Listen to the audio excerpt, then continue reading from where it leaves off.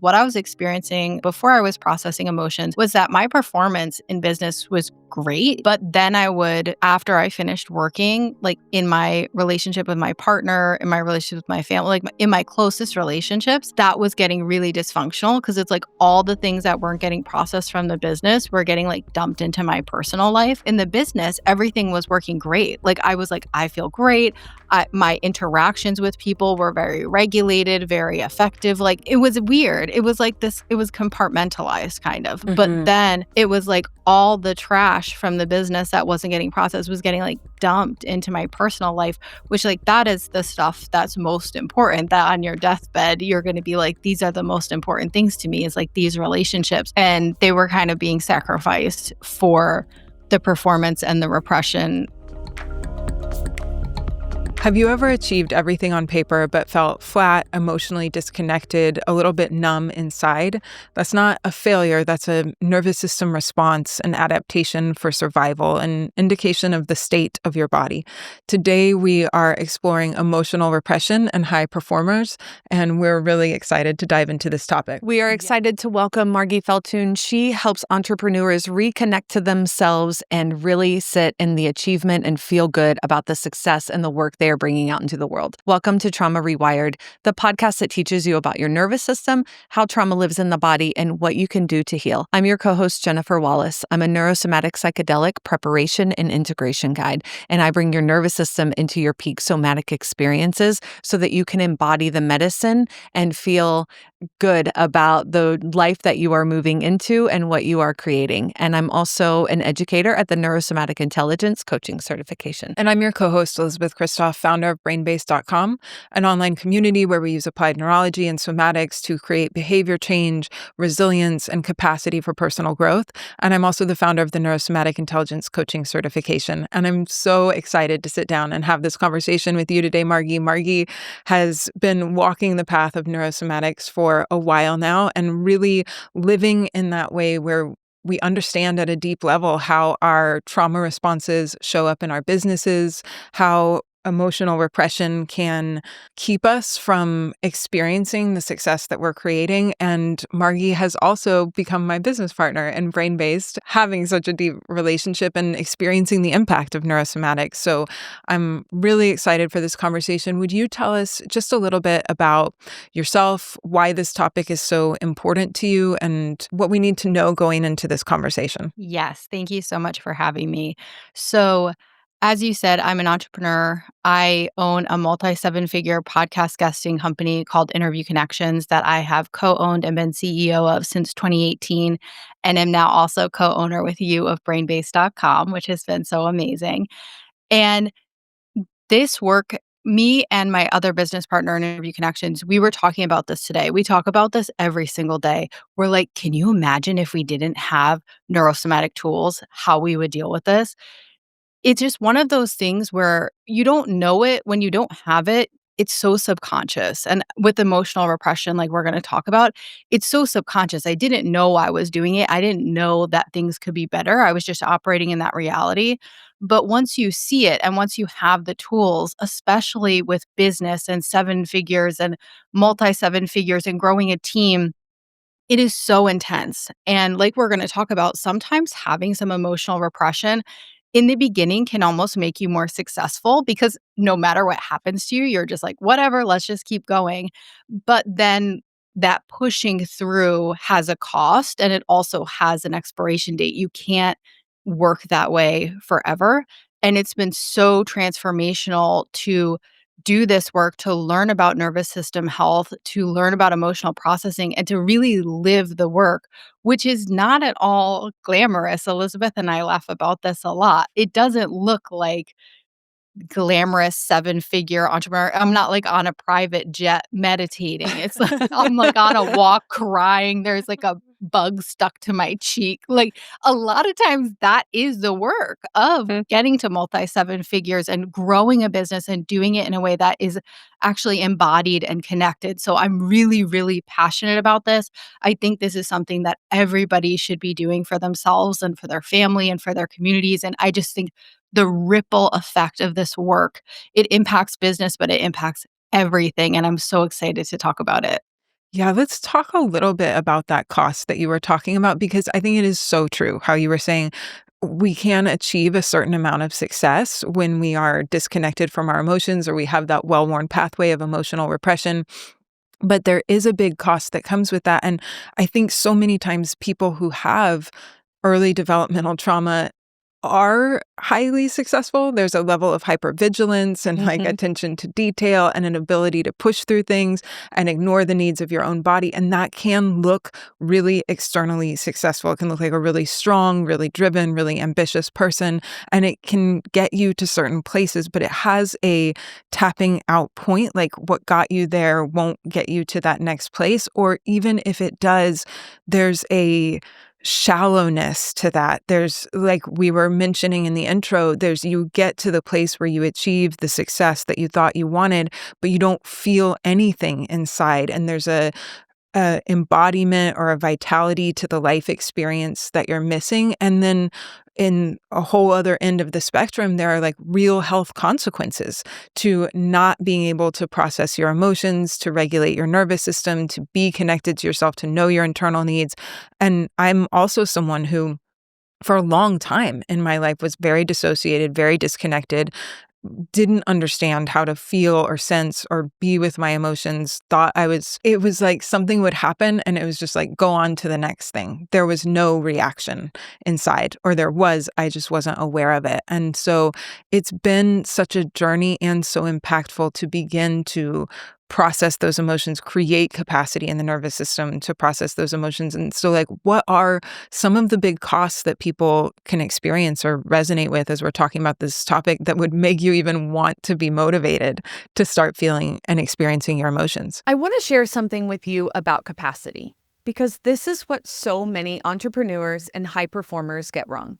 Capacity isn't just about time management or better strategy. It's your nervous system's ability to hold complexity, stress, and visibility without shutting down or burning out. If you're hitting that wall where you know what to do, but you can't seem to do it without paying too high a price, there's a free workshop I want you to check out. It's called The Capacity Gap, taught by Elizabeth and Margy Feldhuhn at Brainbased. They're going to show you where hidden nervous system patterns are draining your capacity and teach you simple neuroscience-backed tools to expand it so you can actually feel good, showing up with the impact and leadership you want. It's free with a replay available. Sign up at rewirecapacity.com. If you're ready to create real sustainable capacity from the inside out, you will get so much from this workshop. Well, I think one of the things you just said, that hitting an external goal in your business and feeling nothing, that happened to me so many times. And I kept thinking, well, I guess I just need to have a bigger goal. Hitting seven figures for the first time was a big one. When I came into Interview Connections, it was at multi six. And I came in like really hard with a vision of we're going to go to seven figures in a year and just like pedal to the metal, so intense. We were so focused on this goal of seven figures. And when we hit it, it was this weird, it was like nothing, and almost I felt a little irritable. It was so weird. And so then we went for 2 million in annual revenue, and then we went for 3 million. And it was exciting to set these goals. And I think there was so much possibility of like, well, when we're here, then we're going to feel it. Then we're going to feel really good. And then we just kept going for these goals and hitting them. And not, it didn't feel like how we hoped it would feel. So that was a big part. I think also there's so many ways now that I can see how the repression was playing out, and one of them is just not being present in my body and enjoying my life. It wasn't that I wasn't experiencing, like, love or laughter, like, there was good things, but being shut down a lot of the time, and then there would be stuff I couldn't explain, like, I would do things that didn't make sense, and when someone would be like, "Why? Like, why would you have an angry outburst about this thing that's so small?" I truly didn't know. I was just like, "I'm crazy? Like, I have no idea." And then dissociation, like you're talking about, was a big one. I just couldn't stop dissociating. I just couldn't get off my phone. Like, no app to lock my phone or, like, discipline or anything would change it. Binge eating, I know is something that you've Mhm. covered a lot. all of those things, and they looked like they were all occurring separately from each other. I couldn't connect the dots on them, so there was just a lot going on. There was a lot of good stuff going on, and I was succeeding in a lot of ways, but then there was all these things going on that felt out of control and not good, but I didn't know what was causing them, and it just felt like, well, these are just kinda who I am. Everybody's got, like, good parts and bad parts, and, like, these are just mine, I guess.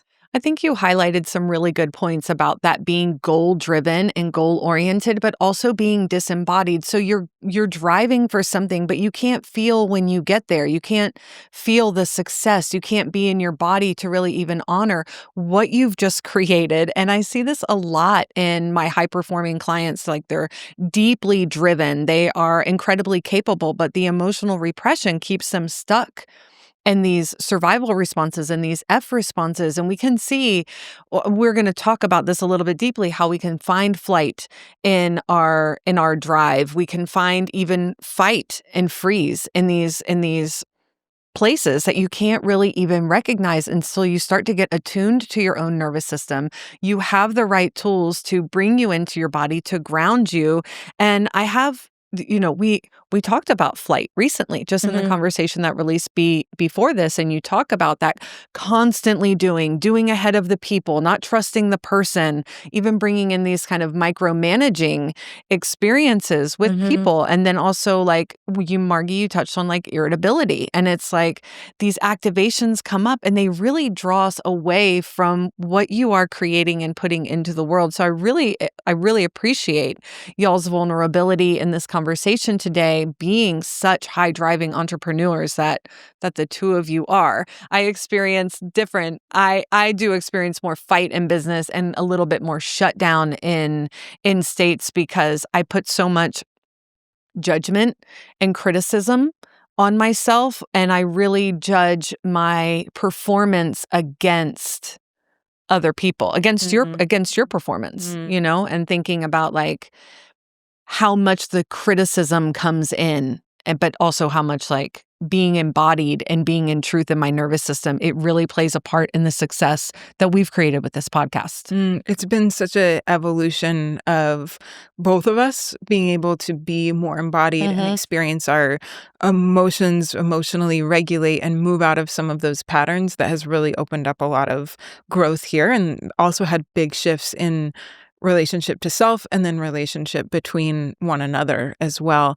And Margie, as you were talking about that, you know, going for the goal and trying to achieve the success and achieving it, but then feeling that numbness inside, I really thought, like, what a high stress load that is all of the time, because then the goals have to keep getting bigger and pushing more, and it's like this hamster wheel that you can never get there because you don't have the emotional skill and capacity in the nervous system to be able to experience that. And so then it's always driving us into more because we are seeking that emotional experience, but then all of the consequences of that constant dysregulation too, and then not having the ability to process the emotions and to regulate the emotions is keeping the body in high stress states. And so you can really start to see, without having these skills and taking the time, why that leads to burnout, chronic stress, protective outputs like migraine or pain, because the body's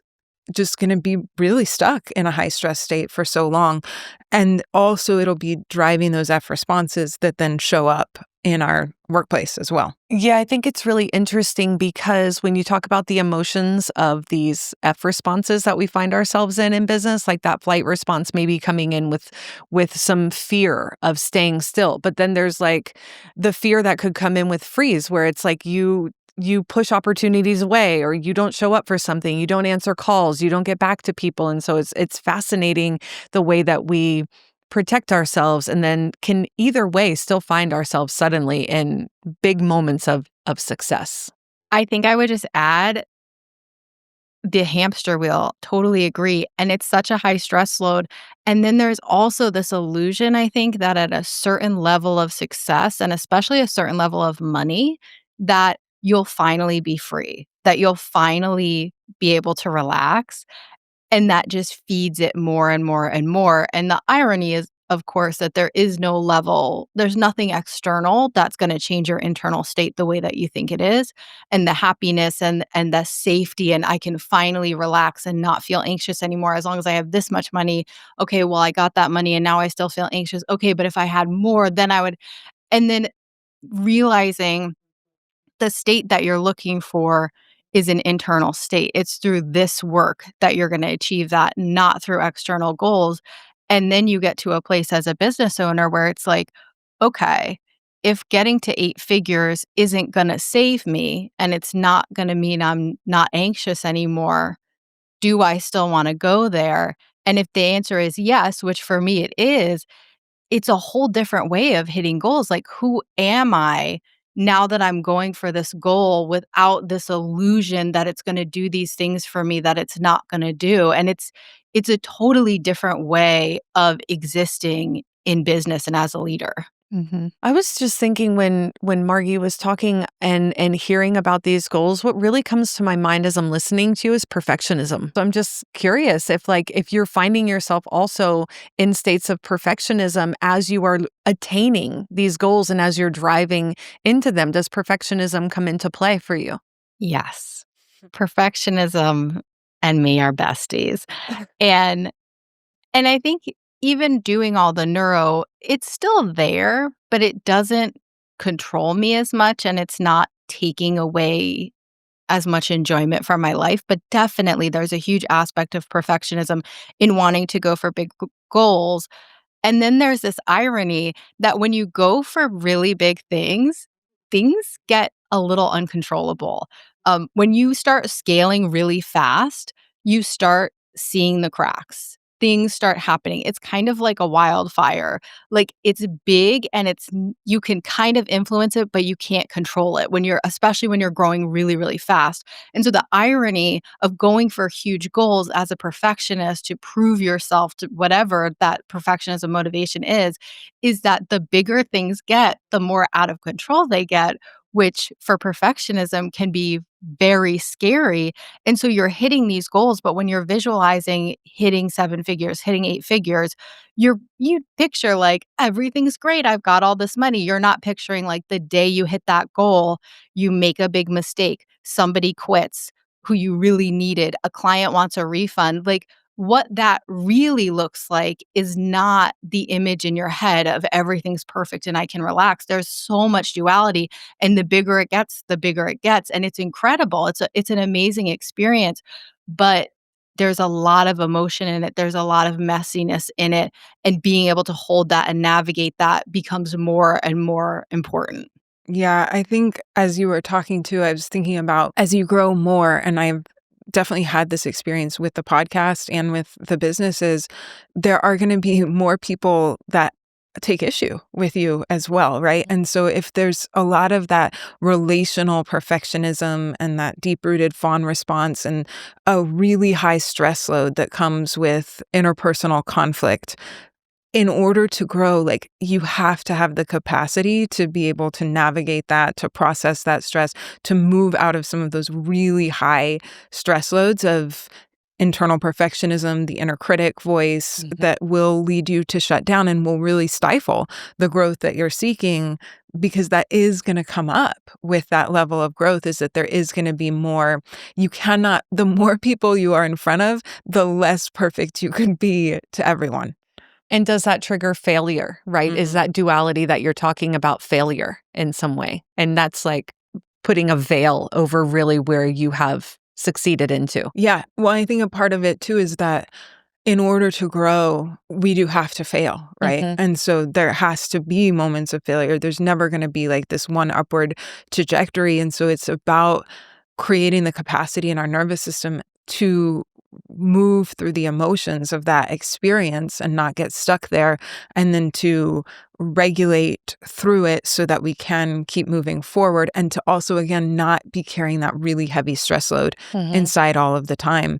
As a high performer, that is the cost becomes so high when we keep that stress load. And I think too, it's something that Elizabeth and I talk a lot about, and I have a feeling you guys talk a lot about it too, is like the ability to pivot and know like, oh, this isn't working. We need to do something else, and not getting caught up in that failure energy, or like, it's kind of like a constant movement forward, but also having the nervous system emotional capacity to keep that forward momentum. Yeah, and it's such a nuanced thing, but, like, I think this is true of so many things, but pivoting is a great example, right? You can and this is why the internal game, doing the neurosomatic stuff is so important in the emotional processing, because a pivot on the surface is a pivot. But what's driving it underneath could be flight. It could be a pivot that you're taking too fast. You should actually stick with it and build up momentum, but you're switching from thing to thing. Or it could be a great thing. I've also, one of the ways I know we're going to talk more about F responses, but with a freeze response, something that I've seen in interview connections is it will be time to make a change, like something's not working, Mm. and there's too much time going by of, like, everything's fine, everything and I just picture it's like you're, like, whistling going over a cliff, and it's like and that's a moment for, like, a little healthy flight of, like, "Whoa, real quick, we gotta do something." And so, yeah, there's so many things that just looking and I think so many business coaches and so many programs and so many people are just looking at the external things. Like, are you making a pivot or are you not? Are you raising your prices or are you not? And they're saying across the board, you should do this or you shouldn't do this without looking at what's underneath. I think there's no way as an entrepreneur to know what's actually right for you. And the more that you're attuning with your body and your nervous system, the more you're able to make decisions that are for the right reasons, that aren't motivated by trauma responses, but are actually your intuition. And that's when I think people start to really get successful and enjoy their success, which is kind of the point. Yeah. And how about shame as a driver in success?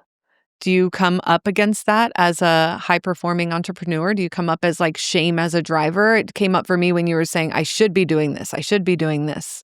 So, how do you experience shame in this success? Yes. That is a great question. I am someone who has a very strong shame response and always have. And it's actually a relief to learn about this language and talking about shame because without labeling what shame is, it's really bad. It's still hard when you label it, but it's a little easier. But growing up, I had so much shame as a kid and a young adult. So much. I still think I have a pretty hyperactive shame response, but it's so much better. And Relatable. Relatable for sure. yeah, and it's like the unlabeled shame too when you're a Hmm. kid, Hmm. you can feel it in your body. Sorry to bring the vibes down, but it's like, ugh, you can't control. And so that's a great question. I don't think I'm super conscious of a link between what's going on in the business and shame, but it'd be a little bit of a weird coincidence if it wasn't there.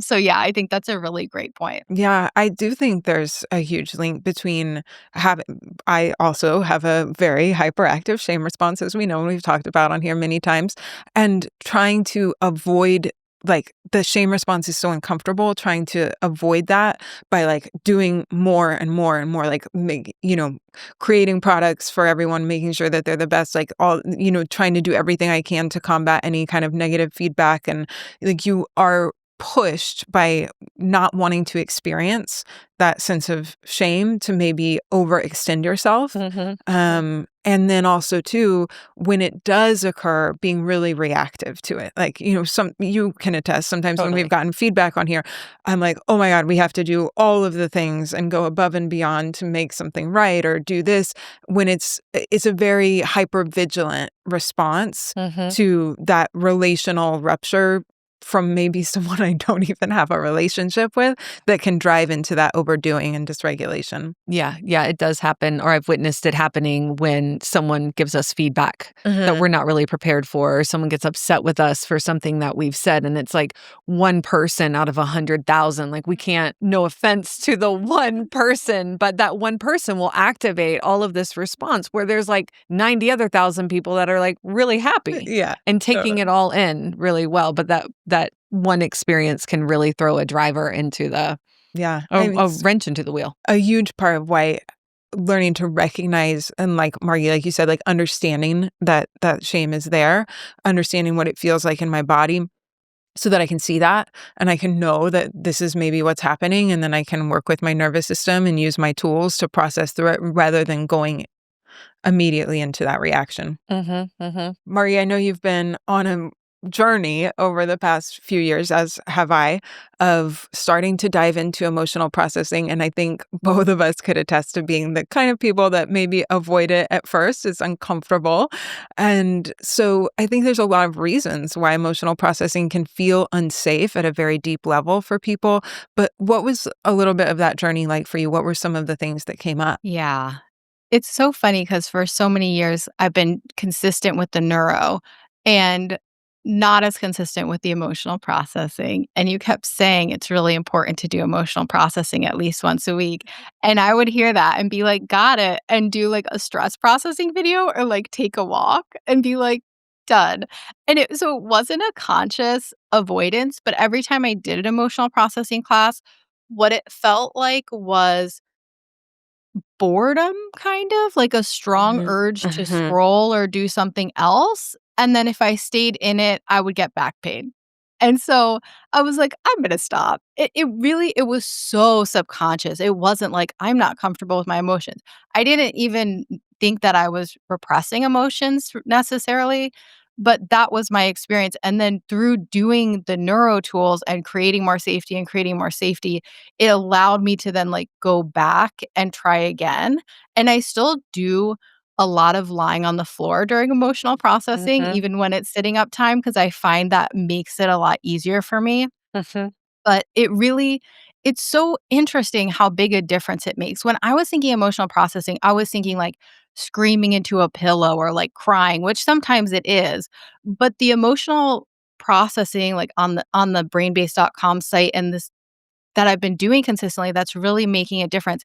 It hasn't been purging the emotions, which is how I picture it. It's almost been attuning to the emotions, mhm, which I feel like there's a huge inner child piece of like, right, that emotional attunement that you didn't get as a kid.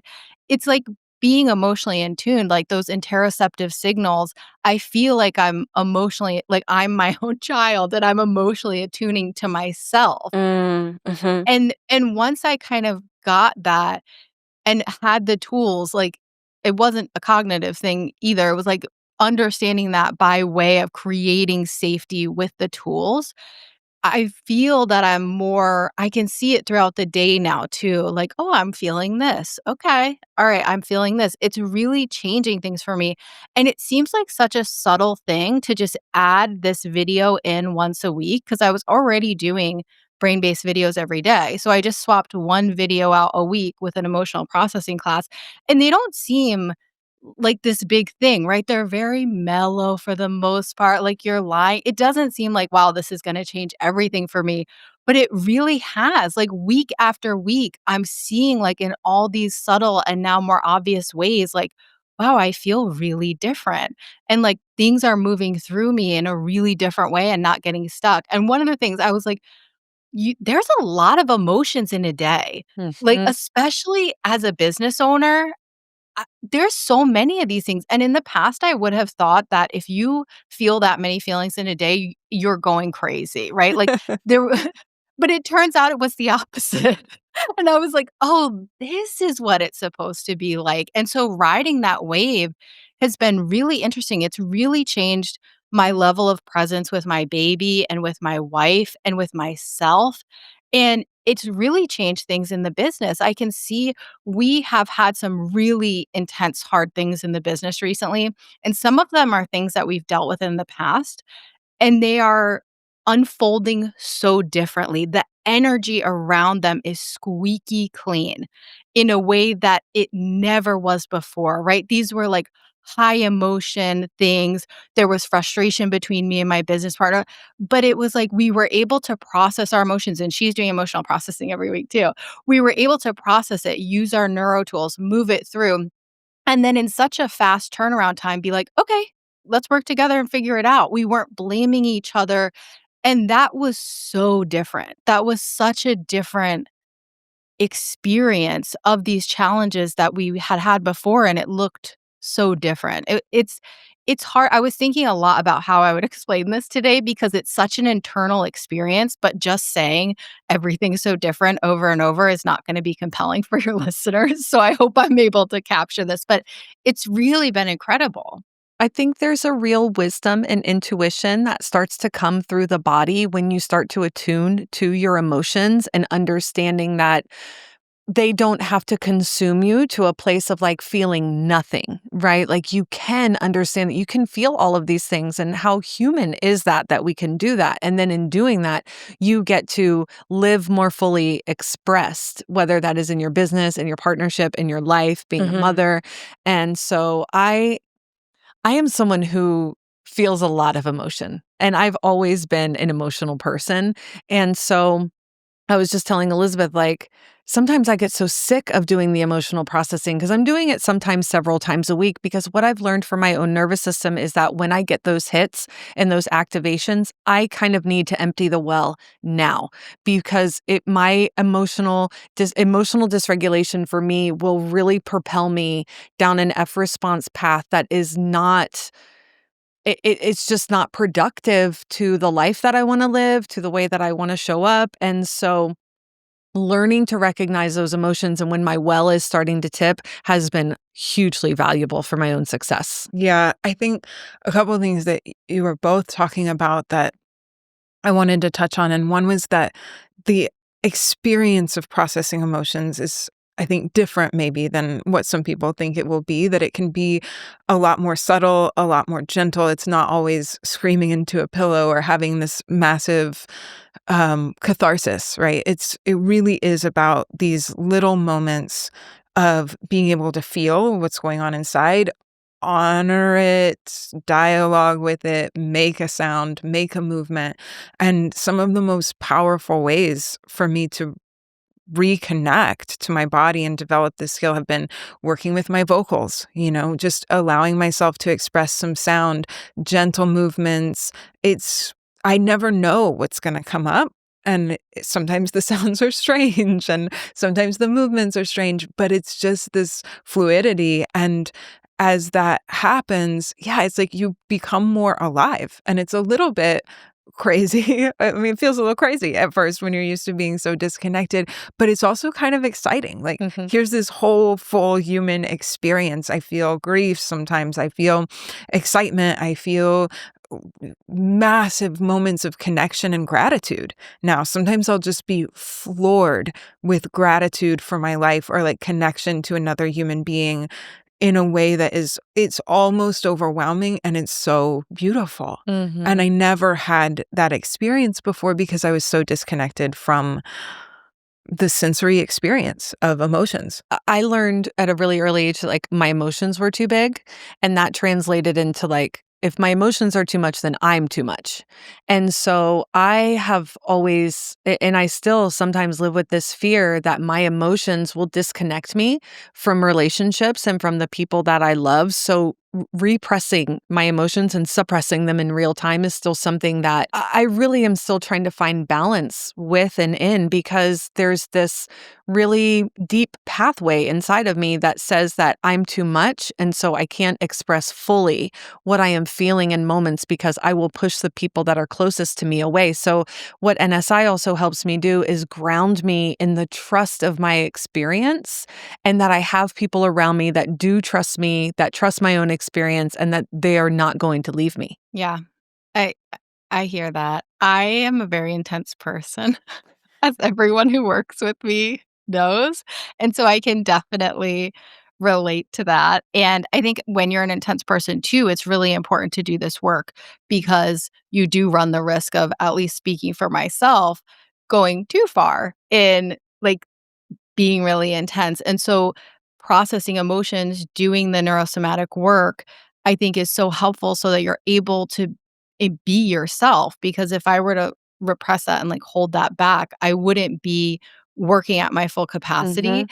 but doing it in a way that is from a healthy place, which still might offend some people, but the people who are attuned know that it's coming from a healthy place. And if there's a rupture, we can repair it.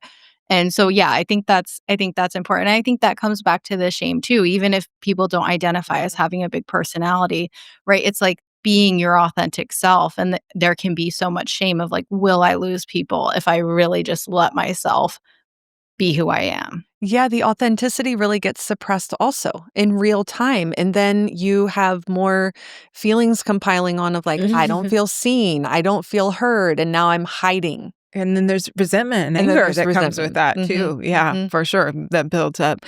I want to talk parcel apart a little bit suppression and repression for people, because I think this is especially important when we're talking about high performers, because like Margy, you were saying, sometimes you're really not aware of the fact that you are repressing your emotions. And so repression is subconscious. You're not making a conscious decision. I don't want to express this. I think I'm too much. So I want to, hold this inside until it's a more appropriate time, or I don't want to express it at all because of something that I'm cognitively aware of. With repression, it is a reflexive response that happens in the brain and the nervous system. I feel an emotion and I disconnect from that. I repress it from the level of my consciousness. And then usually that is linked to some kind of behavior, like the phone scrolling or the binge eating or something else to self-soothe and self-regulate through that emotional experience because it can't be expressed. And so you might not know that you're not experiencing the emotions. Spoiler alert, though, emotions are happening all of the time. So if you're not feeling any of them, you probably are repressing. But a lot of times you can just find yourself in the behaviors. What are the things that I can't stop doing? And that might be tied to a moment of emotional repression that you can then start to learn the skills to gradually drop into the body, feel, move, express, and then the behavior starts to shift with that. And then suppression is when we're making that conscious choice to not express. Yeah, it happens with awareness. And there's an energy of self-abandonment also in suppression. And I think that's what we're talking about when it comes to authenticity. Margy, what are some of the ways that you notice both in your life? Suppression will be like, I need to perform. So it's like something will happen that will bring up an emotion, but I have to be on a call. And it's like, okay, I think with parenting too, that can come up because you have to just go. Like you can't just be like, I need a minute because things are just moving. Um, so I definitely suppress, and there'll be sometimes where I like want to cry about something, but then I just don't. And I know like I'm gonna pay for that if I don't get that out, I'm gonna have like a tone when I'm talking to my wife or so. Like it's gonna come out as frustration if I don't cry. And I'm a bad crier, so like I have trouble crying. And so I always know if I like want to cry but don't, I'm like, I'm gonna get irritable and I'm gonna give it 1 to 3 hours. So I'm s- I I've seen the patterns with suppression, which is helpful. The repression though is wild because it's just, especially when you're really into like thinking and figuring things out and strategy, whenever something is so much in your blind spot, that's such a big thing that's driving so much behavior. It is such a weird experience to suddenly become aware of it. And that's like the thing about emotional processing. I feel so passionate now about people doing it, but I also don't know how to explain it to them because when you don't experience the awareness of suddenly processing emotions when you weren't, it doesn't feel like anything because you're just not aware of it. It's like in your blind spot. It's not just something you don't know, it's something you don't know that you don't know. And so the repression was really interesting. And it was also funny. I definitely think that when you do emotional processing regularly, like that hygiene aspect, that's not just screaming into a pillow when you're so pissed you just have to, but like that weekly hygiene of like being present with your emotions consistently. I think that you're a lot more calm around other people's emotions. And this is something my business partner said to me. She was experiencing this with her family. They were sad and upset about a decision that she made. And she was like, I felt so much more able to just be there with their sadness and be like, yeah, that is sad. Um, which I think was so interesting. And also, when you stop repressing emotions, you can see repression in other people, which was so funny Totally. because I was almost gonna tell Elizabeth, like, "Oh, I think I was repressing emotions," and then I was like, "Elizabeth knows." It's already there. I Yeah. think too, like when I got into the actions of like purging emotions, I would get sometimes a little bit scared thinking it was too much because I could feel myself almost hit this wall and be like, nope. I'm not going past this barrier. Like, and then I would do more neuro so that I could safely go into that barrier because, you talked about interoception earlier, and interoception is like such a key component of a sensory experience because repression and suppression, they have these cues in the body, right? Like that tightness, that tension, maybe some jaw clenching. And instead of being aware of the jaw clenching, you just keep moving on. And then the tension grows and you start to pattern that like, oh, I'll just drive through the bracing. I'll drive through the tension and the body is charged and you're suppressing the body's signals, not just the emotion that comes along with it. Yeah, absolutely. And some of the best ways to start to reconnect are just through these really little simple things, like Mhm. holding a cold cup and feeling that it's cold, or taking like 30 seconds to feel into your body and just observing, noticing what's there. And then with time, that like window, that skill expands and you can feel deeper levels of sensation. You can allow those to move through, but it really is, there's a huge cost, like you were saying, to having that disconnect that comes with repression by not being able to feel and respond to. I mean, it's where our instinct lives as well. And so how can I really create a life and make decisions based on my intuition and my body's expression if I'm so disconnected and pushing through all of the time? Yeah. And even migraines are connected to emotional repression. 100%. Chronic pain, Yes. frozen shoulder, I've experienced definitely through fear repression specifically. I So, mean, one of the best things that I do now that helps me, because I did get migraines and I got headaches, is when I start to feel a headache coming on, like I probably need to process something, and I'll mhm. make some space and time to just that little gentle, easy processing. And like 9 times out of 10, the headache goes away. Yeah, incredible. One thing I want to comment on to what you've just said is that it's building an internal trust. Hmm. When we hear and feel the sensations with accuracy, when we are wise to the attunement in our bodies, we are cultivating trust. And that is the opposite of self-abandonment.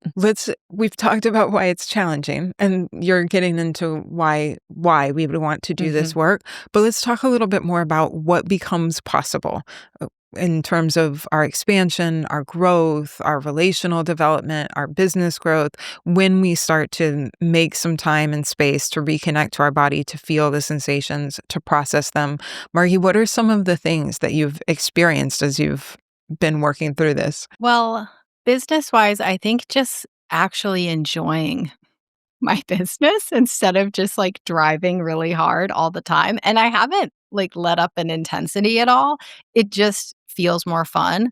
I think the biggest differences are probably personal because what I was experiencing before I was processing emotions was that my performance in business was great, but then I would after I finished working, like, in my relationship with my partner, in my relationship with my family, like, in my closest relationships, that was getting really dysfunctional because it's like all the things that weren't getting processed from the business were getting, like, dumped into my personal life, and so in the business, everything was working great. Like, I was like, "I feel great." My interactions with people were very regulated, very effective, like, it it was weird. It was like this it was compartmentalized kind of, but Hmm. then it was like all the trash from the business that wasn't getting processed was getting, like, dumped into my personal life, which, like, that is the stuff that's most important, that on your deathbed, you're gonna be like, "These are the most important things to me," is, like, these relationships, and they were kind of being sacrificed for the performance and the repression in the business. Um, so I think that's been the biggest thing is being present in my relationships with my partner, with my baby, but also being present, like we've been talking about, with myself has been really, really cool and really different. And again, it's so experiential that it's kind of hard to explain, but it really does change everything. And like you're saying, I feel so much more alive. And that Mhm. feels really, really good because there was kind of this like low level feeling that I might be wasting my life before. Like, I'm just like, trying to make money and, like, watch my TV shows, and I still love my shows and making money, but it was like I was like, "Is am I really, like, making the most out of life?" I felt, like, kinda guilt almost at that I wasn't really experiencing life, and I was very much it wasn't like I had no emotion. My only strong emotion was anger. And Mhm. so it was like I would feel nothing, and then eventually I think it built up so much that the only emotion that was strong enough to, like, break down the barrier was anger, and so that would, like, come out. And so it didn't look like I had no emotion, it just looked like I was a very angry person, and now I feel like I'm much less angry because I'm feeling all these other feelings. So, like, anger still does come up, but it's much less dominant because these other emotions that are softer are now able to be experienced, both positive and negative. But it's been really nice, and it's been very nice for my wife, I think. I Yeah. think, yeah, that's relatable for me. The anger was something that would just be so easy for me to experience. But like, what about the grief? Right? The grief of the pivot, the grief of what's underneath of all of that anger. Like it's so important to grieve what's happening in our lives. It's important for growth. Definitely. I find grief is they're all the emotions are portals, but grief really is a huge portal to growth and expansion and understanding like things are changing, and with that change I am changing. Think parts of myself are being kind of like let go, or the volume dials on that part of me are getting turned down, and when that turns down I'm losing something. And so part of the presence I think of the experience is also understanding that that growth, the loss also has joy then with Mhm. that, and with that new connection that you build. So I find emotions to be very layered, and like the just the way that they come together, and then like what are we building the portal to, and that is joy and connection and compassion and presence, and I find that to be really exciting. Yeah, I agree. And I think like there have been a lot of personal shifts that have come for me from working with emotions, relational shifts, and more like intimate relationships and friendships. But I will say I'm kind of on the flip side. I think a lot of it, the majority of it has actually been experienced in the business for me, and being able to process my emotions for a different level of growth, a different level of visibility. I see Mhm. such deep connections between my emotional growth and like the fleshing out the spectrum of emotions too, right? Because like you guys were talking about, it's sometimes our emotional like vocabulary, our embodied internal emotional vocabulary becomes very limited to like these one or two emotions. And when we can expand those out to feel all of the different nuances and move through that, it has just really, the more I do that, the more our level of visibility grows here. And also like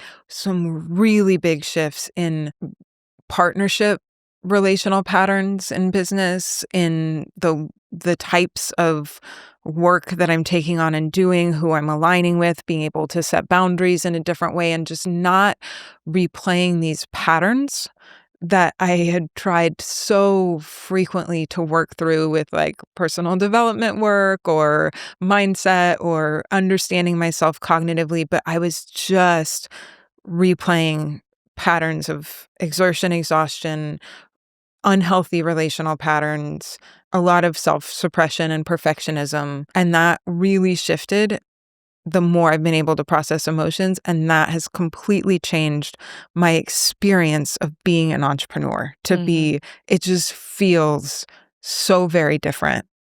Like I'm really showing up in my business on this podcast as who I am authentically. Yeah. And for someone who has complex trauma, that's a really deep It's a big deal. rewiring. It's It's a a big big deal. Yeah, rewiring. it Yeah. is. Yeah. Yeah, that's a huge deal, and that's the thing about business. It's like business for unless you're in a really, like, complex field, for the most part, it's simple, but it's not easy, right? Like, the things that you need to do to grow a business, you can do. Like, anybody listening, if they wanted to grow a seven-figure company, they could, right? They could take the action. If they didn't have the knowledge they needed, they could get more education and then Mm. go again. Like, the steps to actually get clients and close sales and create offers are not hard necessarily in terms of what you have to do. What makes it really, really hard is this stuff. The emotional aspect, the nervous system aspect of business is really hard. Not playing out your patterns in business, being able to set boundaries, being able to take action, being able to get visible.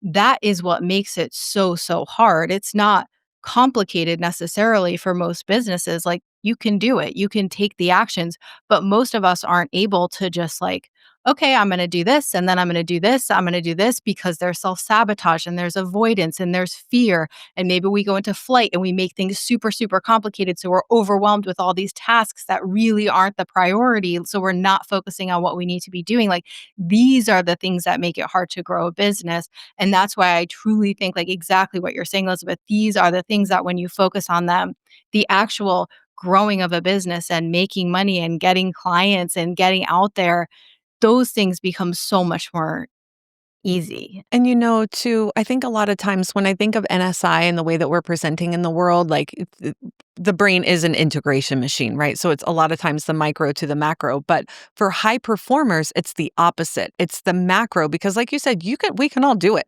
You can get the formula and you can do it. But now we have to integrate this at a much different level and start living from an internal place because it's not about always like we don't do this just so that we can become better performers, right? We're doing this to become this kind of like a more wholeness through the integration of the work that we do, of the brain, of the sensory processing. And then it's like to feel it, to feel that success and to feel what we are really creating and to live it from a really deep place, from an embodied place. Thank you so much, Margy, for this conversation. I feel like it's going to be so resonant for so many people. And for the vulnerability that you shared. If you were speaking to someone who is like yourself, a high performer, maybe there's some emotional repression there. Are there any thoughts that you would want to make sure that they hear from you? I think just start doing the work because I think when you're a high performer, there's a lot of like, well, if I have time, I'll do it, or over analyzing, like, what's the ROI on this going to be? And making that time, even like 20 minutes a day, to be on brainbase.com, to do the neuro tools, to do the emotional processing. And again, it's not like this big intense thing. Like the emotional processing classes for the most part are pretty gentle. And so just run it as an experiment. I do a lot of experiments in my business. Because we use Scrum, and a lot of things we try, we'll run it as an experiment. We'll set an amount of time. And then at the end of that amount of time, we'll look at what happened and do we want to continue. It really is the type of thing you can only get by experiencing it. So if anything in this conversation resonated with you, I would really encourage you to just start consistently every day if you can, 15, 20 minutes doing the work, doing the drills, doing the emotional processing, and seeing after a week, 2 weeks, 3 weeks, what you start to notice. And for our listener, you can get 2 free weeks at brainbase.com at rewiretrial.com. Yeah. Let that be your 2-week experiment. Exactly. Oh, Thank perfect. you. Thank you so much, Margy. Thank you both so much.